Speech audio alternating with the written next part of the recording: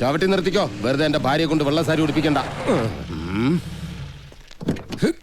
എന്താടാ മുതലാളി, എനിക്ക് കുറച്ച് ഒറ്റയ്ക്ക് സംസാരിക്കാനുണ്ട്. നീ ഒറ്റയ്ക്ക് സംസാരിച്ചോ? ശരി, വണ്ടി എടുക്കടാ. അതല്ലാന്ന്, നമുക്ക് രണ്ടുപേർ കൂടി ഒറ്റയ്ക്ക് സംസാരിക്കാനുണ്ട്. മുതലാളി വന്നേ.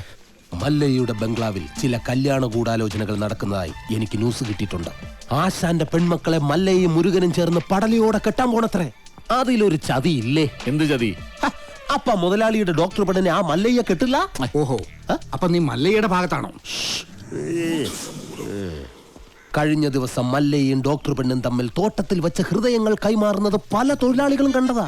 എന്നിട്ടിപ്പം മറ്റവളെ കെട്ടാൻ പോകുന്നെന്ന്. ഇത് നമ്മുടെ ശ്രദ്ധ തിരിച്ചുവിടാനുള്ള ഒരു ചട്ടമ്പി നാടകമല്ലേ എന്നാണ് ഞാൻ ചോദിക്കുന്നത്. അവൻ എന്ത് നാടകം വേണമെങ്കിലും കളിക്കട്ടടാ, നമുക്ക് കാണാം. നാടകം കളിക്കാൻ അവനാര് എണ്ണൻ പിള്ളേ? ഇതിലെന്തോ ചതിയുണ്ട് മുതലാളി. അതെന്താണെന്ന് നമുക്ക് ചോർത്തിയേ പറ്റൂ. അതിന് എന്റെ ഇല്ലാത്ത ബുദ്ധിയിൽ ഒരു ഐഡിയ തോന്നുന്നുണ്ട്. നമ്മുടെ കൂട്ടത്തിൽ ആരെങ്കിലും മല്ലയ്യയുടെ ആളായി മാറി അവരുടെ കൂടെ നടന്ന് രഹസ്യങ്ങൾ ചോർത്തണം. അതിന് പറ്റിയ ആള് ഞാൻ തന്നെയാ. പക്ഷേ ഞാൻ മുതലാളിയുടെ അടുത്ത ആളാണെന്ന് ഇവിടെ എല്ലാവർക്കും അറിയാം. അല്ലെങ്കിൽ ഞാനും മുതലാളിയും തമ്മിൽ തെറ്റിയെന്ന് ആൾക്കാരെ വിശ്വസിപ്പിക്കണം. അതൊക്കെ വലിയ ബുദ്ധിമുട്ടല്ലേ? അതിലൊരു ബുദ്ധിമുട്ടും ഇല്ല. അത് വിശ്വസിപ്പിക്കുന്ന കാര്യം ഞാൻ ഏറ്റു. അതെങ്ങനെ? ഞാനും മുതലാളിയും കൂടി നിന്നെ ഇവിടെ ഇട്ടിപ്പോ പരസ്യമായി തല്ലാൻ പോകും. തല്ലാനോ? അയ്യോ, അത് വേണ്ട. എനിക്ക് ചിലപ്പോ നോവും. നീ പറഞ്ഞ ഐഡിയ നല്ലതാടാ തന്നെ മുതലാളി. അപ്പൊ ഞാൻ തന്നെ തുടങ്ങി നോക്കാം. തമാശ കളിക്കല്ലെന്ന് പറ മുതലാളി.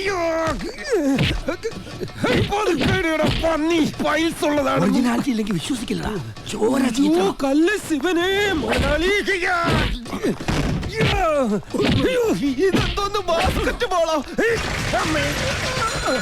വേണ്ട, മേലിൽ നിന്റെ മുതലാളിയുടെ മുന്നിൽ കണ്ടുപോരുത്.